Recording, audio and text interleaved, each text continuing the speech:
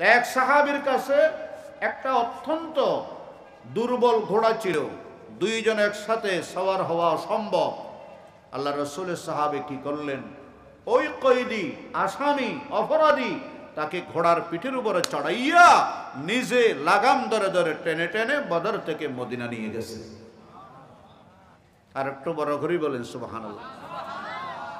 গোটা পৃথিবীতে এরকম একটা আদর্শের কণাত বাইর করতে পারবেন? কণা আপনি দেখেন, এই দুনিয়াতে অনেক গুণীজন, দার্শনিক, বৈজ্ঞানিক, Plato, Aristotle, Lenin, Karl Marx, Gautam Buddha সবাই দুনিয়াতে আসছে, আবার দুনিয়ার থেকে হায়াত শেষ, চলে গেছে।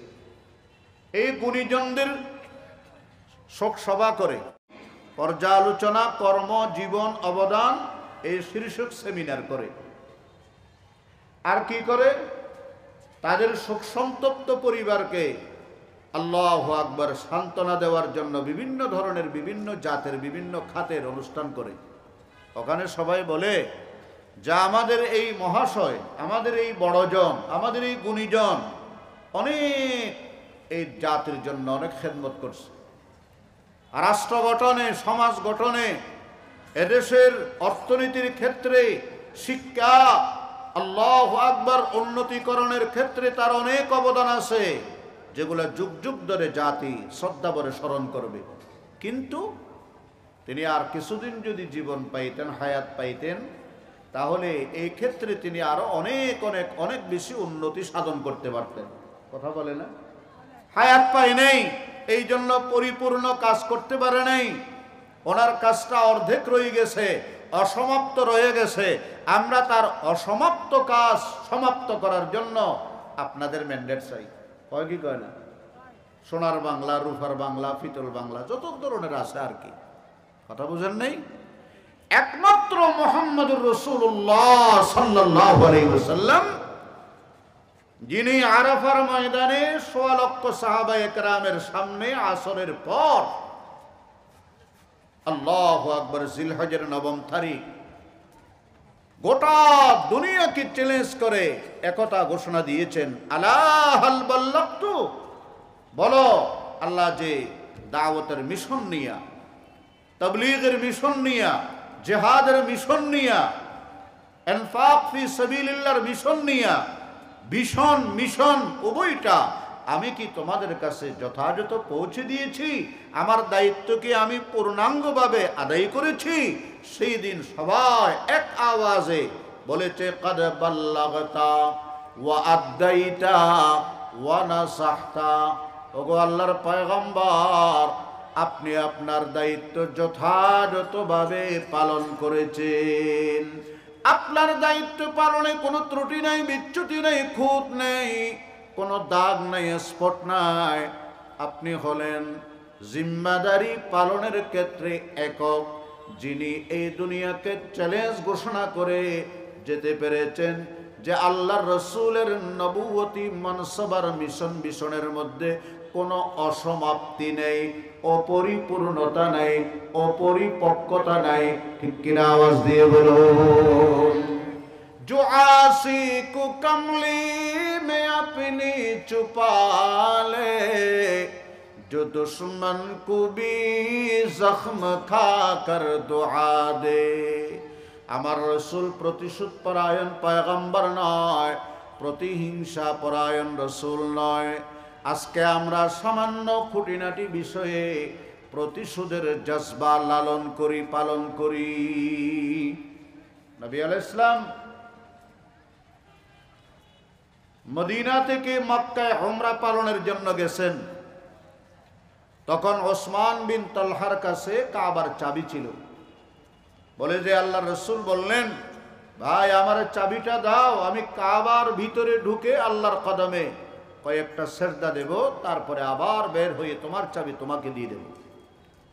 ওসমান সেদিন বলেছিল যে আপনাকে আমরা বহিষ্কার করেছি, আপনাকে আমরা এখান থেকে দেশান্তর করেছি, ভাগায় দিয়েছি, আপনার হাতে আবার চাবি দিয়ে আমরা কাবাকে কলঙ্কিত করতে পারবো না।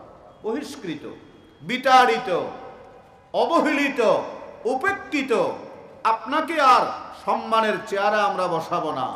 মক্কা বিজয়ের দিন নবী আলাইহিস সালাম কাবার দরওয়াজায় খাড়াইয়া বললেন, মা তুরজাউনা মিন্নিল ইয়াউম, 13টি বছর জুলুম অত্যাচার নির্যাতন চালাইছে, একটা মুহূর্ত আমার সাহাবাদেরকে শান্তিতে থাকতে দাও নাই। আজকে আল্লাহ পাক মহান বিজয় আমাকে দান করেছেন। সুবহানাল্লাহ বলে। দুনিয়ার সমস্ত বিজয়ের সাথে তুলনা করলে রাসূলুল্লাহর মক্কা বিজয়ের ধারে কাছে যাইতে পারবে? কথা বলেন, পারবে? ফাতিহা নে মক্কা আয়ে সর ঝুকায়ে চশমে নাম, ফাতিহা নে মক্কা আয়ে সর ঝুকায়ে চশমে নাম, আমন কা ইলা কিয়া নাদম হুয়ে আহলে ওয়াতন। সবাইকে সেই দিন নিরাপত্তা, সবাইকে সেই দিন সাধারণ ক্ষমা ঘোষণা করলেন। প্রতিহিংসা, প্রতিশোধ, জিজ্ঞাসা, বিদ্বেষ আল্লাহ রসুলের জীবনের মধ্যে একটা দাগ আপনি দেখাইতে পারবেন না। আমার রসুল ছিলেন প্রশান্ত বঙ্গোপসাগরের চাইতে আরো উদার মনওয়ালা। ঠিক কিনা বড় করি বলে? ফাতিহা নে মক্কা আয়ে সর ঝুকায়ে চশমে নাম, আমন কা ইলা কিয়া নাদম হুয়ে আহলে ওয়াতন, হিন্দ আবু সুফিয়ান মারদুজাম। আল্লাহু আকবার, আল্লাহু আকবার।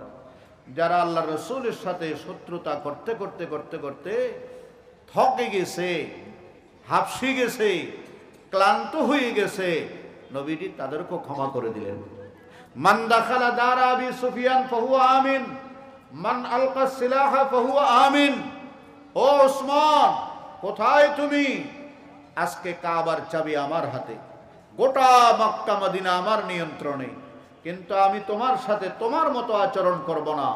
তুমি তো আমারে চাবি দাও নাই, আসো আমি আজকে তোমারে চাবি দিয়ে দেব। সুবহানাল্লাহ বলে। আমার আব্বাস, আমার আবু বকর, আমার আপন চাচা সব আছে, কিন্তু এদেরকে আমি চাবি দেব না।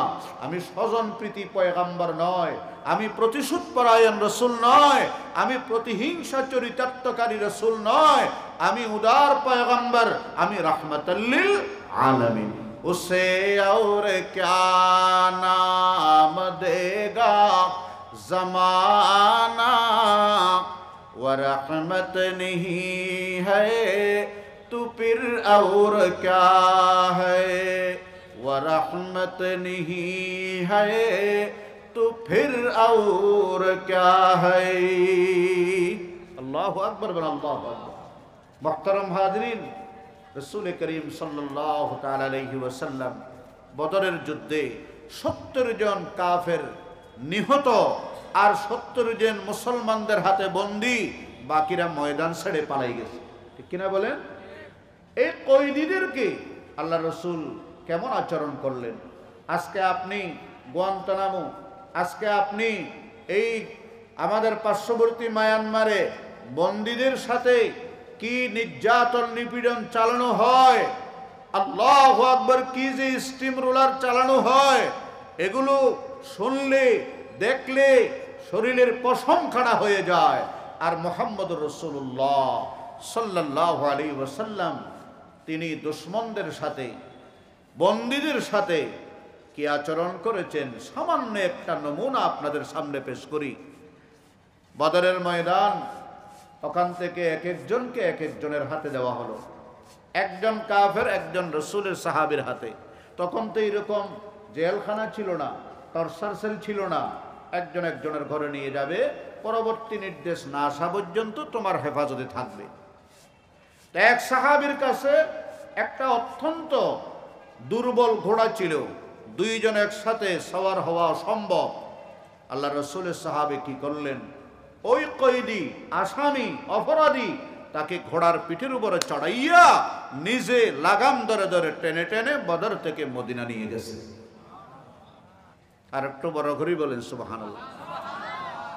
গোটা পৃথিবীতে এরকম একটা আদর্শের কণা বাইর করতে পারবেন, কণা কণা একটা বিন্দু অণু বাইর করতে পারবেন?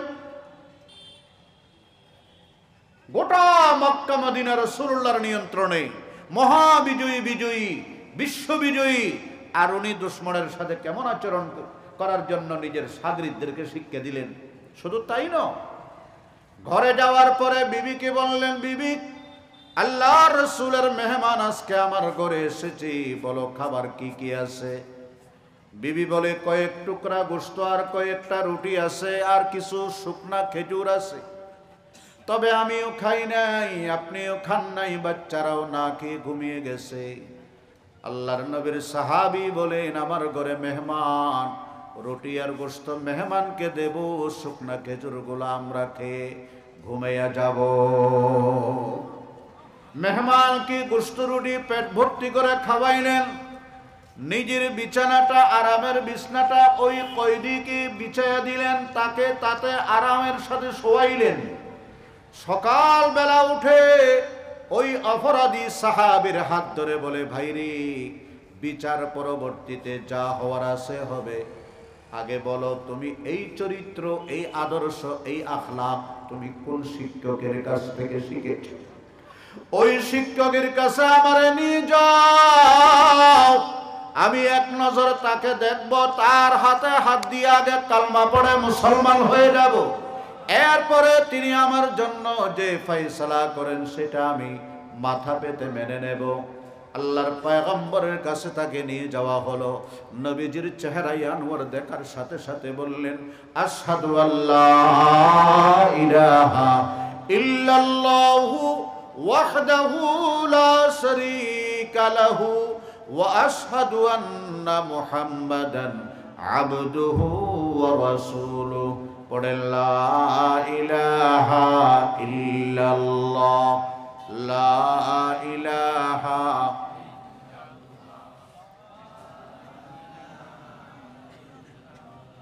হাসবি রব্বি জাল্লাল্লাহ মা ফি কলবি গায়রুল্লাহ নূরে মুহাম্মদ সাল্লাল্লাহু লা ইলাহা ইল্লাল্লাহ, লা ইলাহা ইল্লাল্লাহ, লা ইলাহা, জুরে, লা ইলাহা ইল্লাল্লাহ।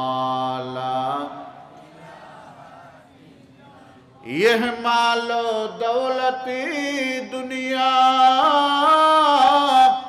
ये रिश्ता पैवन, बुताने वहमो गुमा, ला इलाहा इल्लल्लाह, ला इलाहा इल्लल्लाह, ला इलाहा इल्लल्लाह, ইল্লাল্লাহু ইল্লাল্লাহ, ইল্লাল্লাহু ইল্লাল্লাহ, লা ইলাহা ইল্লাল্লাহ, লা ইলাহা ইল্লাল্লাহু মুহাম্মাদুর রাসূলুল্লাহ সাল্লাল্লাহু আলাইহি ওয়াসাল্লাম। এই জিকির করবেন তো ইনশাআল্লাহ। কলবের মধ্যে শান্তি আর নিরাপত্তার প্রশান্তি যদি আনতে চান, কোথাও শান্তি নেই। ইন্না আলা বিযিক্রিল্লাহি তাতমাইন্নুল কুলুব, অন্তরের শান্তি একমাত্র আল্লাহর জিকিরের মধ্যে নেই। সুবহানাল্লাহ বলে আপনি জিকির করে দেখেন নিশিরাতে, সারাদিন আপনার সারা শরীর, কাজ কর্ম সবগুলোর মধ্যে প্রফুল্লতা আসবে, আনন্দ ভাব উপলব্ধি হবে, রহমত বরকত আসবে। আল্লাহু আকবার বলে, আল্লাহু আকবার।